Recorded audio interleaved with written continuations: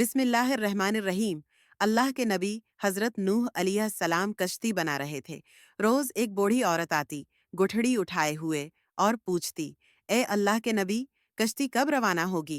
हज़रत नूह अलैहिस्सलाम मुस्कुरा कर फरमाते, अभी वक्त है, सब्र करो। ये सिलसिला दिनों तक चलता रहा। फिर अल्लाह का अजाब आया, बारिश का तूफान छा गया, ज़मीन पानी में डूब गई, कश्ती रवाना हो गई। मगर हज़रत नूह अलैहिस्सलाम इस औरत को बुलाना भूल गए। जब तूफान खत्म हुआ, हजरत नूह अलैहिस्सलाम शहर पहुंचे। हर तरफ तबाही थी, लेकिन एक झोंपड़ी से दिया जल रहा था। हैरत से पर्दा हटाया तो वही बूढ़ी औरत सामने खड़ी थी। मुस्कुरा कर कहने लगी, क्या कश्ती अब तैयार है? अब चलें। हजरत नूह अलैहिस्सलाम हैरान हुए, ए उम्मा, तुम्हें कुछ भी पता नहीं चला? इतना बड़ा तूफान आया, दुनिया डूब गई।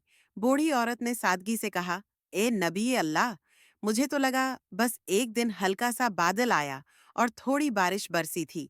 इसी वक्त अल्लाह की वही नाजिल हुई, ए नूह, तुम इस औरत को भूल गए, मगर मैं रब्बिल आलमीन हूँ, अपने नबी के वादे का भी मुहाफिज हूँ। मैंने अजाब को इस तक पहुँचने ही नहीं दिया। इसके दिल में तुम्हारी मोहब्बत थी, इसलिए उसे एहसास तक न होने दिया कि कितना बड़ा तूफान आया और गुजर गया। अल्लाह की कुदरत और मोहब्बत ऐसी है कि वो अपने बंदों को ऐसे बचाता है जैसे माँ अपने बच्चे को अपनी आगोश में संभालती है।